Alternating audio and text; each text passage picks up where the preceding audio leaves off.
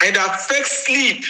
Vitamin D causes depression because most hormones that the body produces, I told that vitamin D is like a hormone.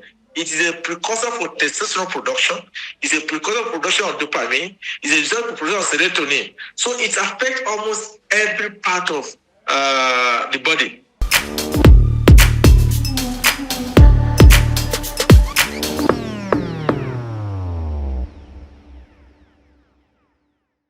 Welcome to Wellness Waves Undiluted. As usual, I'm your host, Lika Ahunsi. And I'm your co-host, Monica. So today we'll be talking about something that is very, very interesting. It's an area that we don't have a lot of awareness around.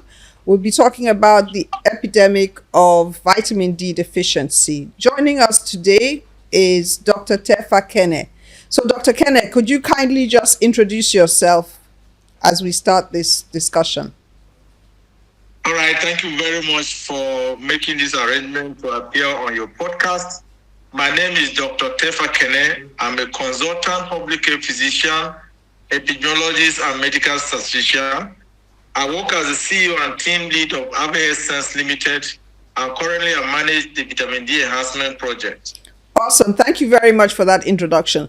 So, Dr. Kene, there's some excitement around this space now, and we wanted you to help us share and increase awareness around vitamin D deficiency. So very, very quickly, can you talk to us a little bit about that? Okay, so vitamin D deficiency is so important an entity in human life. It's a fast soluble vitamin that functions more like a hormone. Unfortunately, most individuals are not sufficient in vitamin D. It is estimated that over 1 billion people worldwide are vitamin D deficient. Some call it the sunshine vitamin because the cascade for production of vitamin D starts with the exposure of the body to the sun. And when I mean body to the sun, it means exposure in such a way that the UVB rays of the sun stimulate the skin to start the cascade of vitamin D production. Vitamin D is also gotten through the gut when people take either food that contain vitamin D, like mushrooms, cold liver oils, of course, fish, oily fish. Then, of course, supplements also available for individuals. But this cascade must come in such a way that the liver converts whatever source of vitamin D into 25 hydroxy vitamin D. That is the one that is stored in the body. That is the one that is in circulation. But as I say, it's a cascade because the body does not use that particular version of vitamin D. It is when the kidney now act on it to form what we call 125 dihydroxy vitamin D, that the body starts using it. And every receptor, every cell in the body have vitamin D receptors. And this receptor maximizes the use of vitamin D. So this is how vitamin D is produced. But why is it important? Is because it has several functions that affect every part of the body. Okay, thank you so much. You're our first guest that we're having online. So it's really a big deal, and it's because of your vast knowledge in this topic that we decided that even if we couldn't have you physically here, we needed people to listen and know more about this epidemic. Because I recently went to the hospital and did a blood test, and my blood test showed a low, I don't know the exact term to use, but it just showed that I was lacking a bit in this vitamin D. So it got me already thinking about it before we decided to do this as an episode. So what would you advise? What would you advise the general public as what? First of all, I'm sure a lot of people this conversation around this issue will be new to them. Yes. Many people don't even know that we have this deficiency or this deficiency is rampant, so what would you advise people as a first step to take if they don't even know that they have it? And if they do, what can they do to help increase their vitamin D level? You must understand the function of vitamin D to appreciate why your deficiency is a problem, not just to you, but to the entire family. Excellent. Now, vitamin D functions as an immune modulator. That is the first thing you want to understand. So that everything that has to do with immunity, vitamin D is involved. From adaptive immunity to now, if you recall, most people that died abroad during the COVID era had vitamin D deficiency. Wow. But importantly, vitamin D is responsible for intestinal absorption of calcium and phosphate. So without vitamin D, you cannot absorb calcium and phosphate. Now, this is linked to bone and muscle function.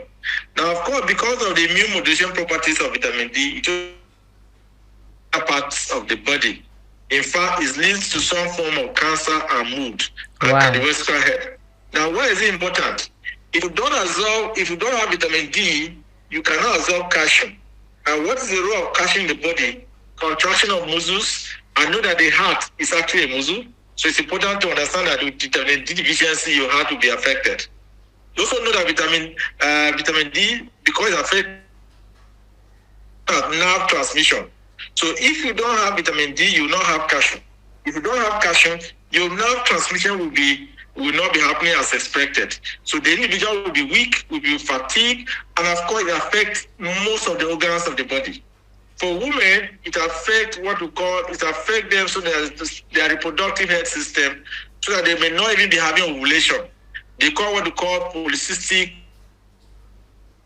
metabolic ovarian syndrome. What used to be called polycystic ovarian syndrome. For general population, let me just talk about with respect to the heart. Yeah. Remember that vitamin D affects calcium absorption. Yeah. So if there's no calcium, remember the heart is supposed to contract. Yes. And what makes the heart contract is calcium. So if there's no calcium in the body, this individual will having arrhythmias, irregular heartbeats. So it's important to understand this phenomenon as far as cardiovascular health is concerned. Vitamin D is also important with respect to sarcopenia. When there's deficiency, there's weakness and fibrosis of the muscles. And the heart is a muscle, myometrium is a muscle. So when there's weakness of the heart and fibrosis of the muscles of the heart, what do we expect? If someone is receiving antihypertensive, what happens to the function of the heart that is doing the pumping? But lastly, vitamin D is a cofactor in the enzymes that causes vasodilatation. So with deficiency, the body will not necessarily vasodilate. So even when we are giving someone antihypertensive, you're giving a higher dose because the body is not vasodilating. There are several parts of the body that is affected.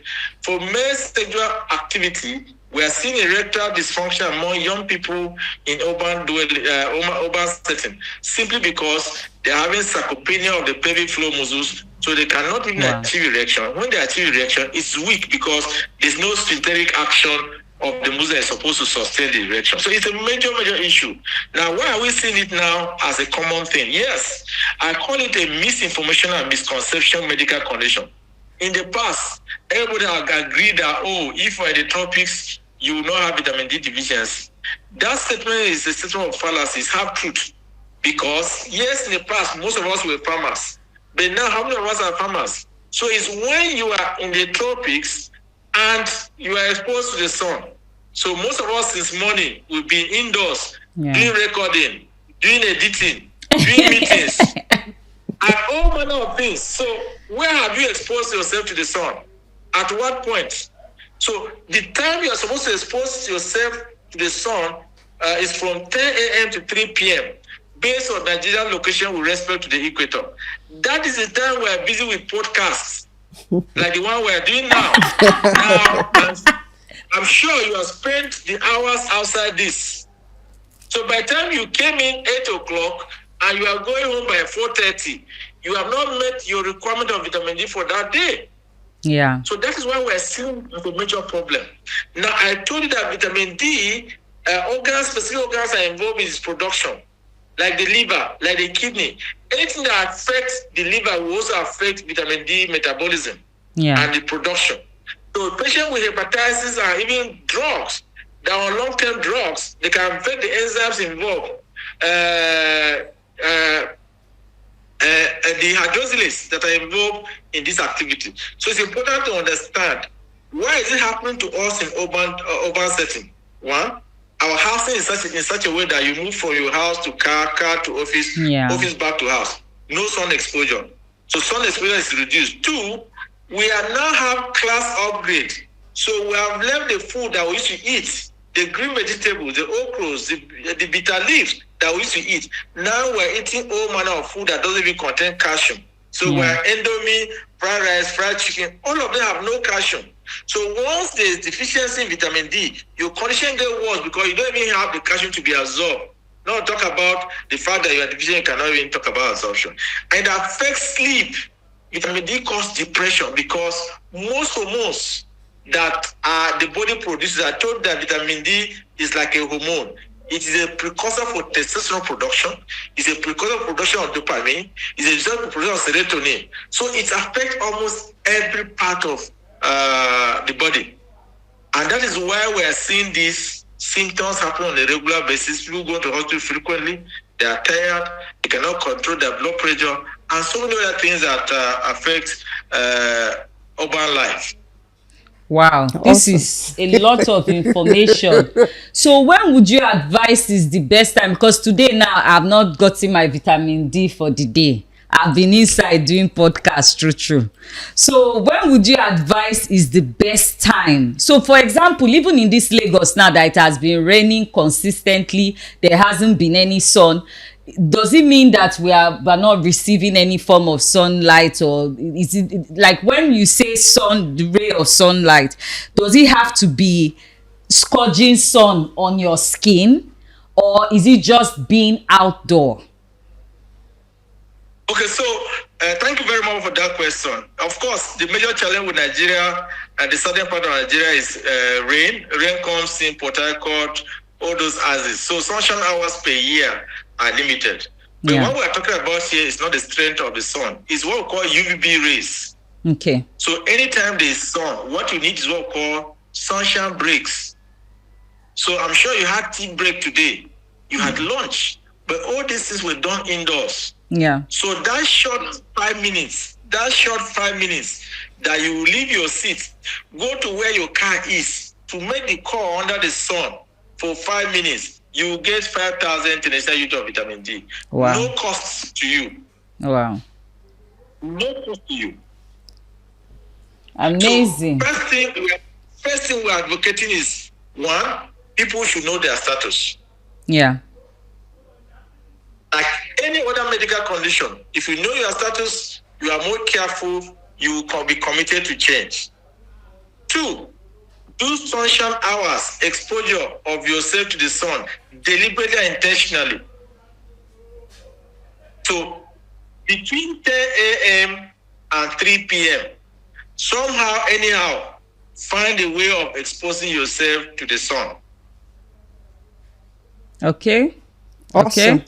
And if I may, go ahead. Yes, sorry to cut you.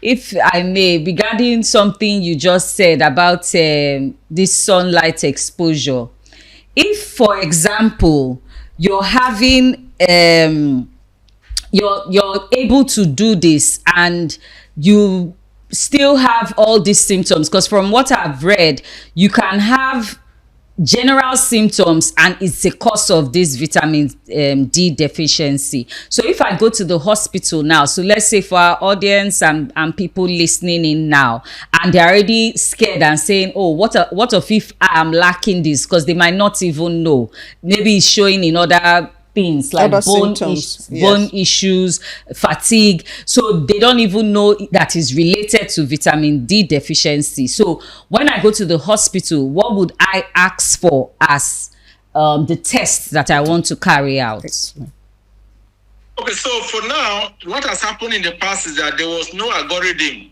for doing vitamin D testing across many countries. Okay. It was after COVID that these tests were developed. So as I talk to you now, it's not even every hospital that does vitamin D testing. Wow. What we are doing now as a project, we are setting up vitamin D testing centers in 20 states across Nigeria where people can walk into private hospital and request for vitamin D testing. All you want to do is say, look, I want to know my vitamin D status. That is what we're trying to achieve now. But of course, if you go to a hospital where you have opportunity of being tested for vitamin D, the natural thing that they will require you to do is behavioral change, which I've just mentioned. Yeah. Make sure that you expose yourself to the sun. Of course, there are dietary supplements that are available that you can take to solve your problem immediately. Now, understand that there are vitamin D supplements in their isolated entity. There are vitamin D supplements in combination. Yeah. And of course, there are even injection of vitamin D depending on the medical condition of the person.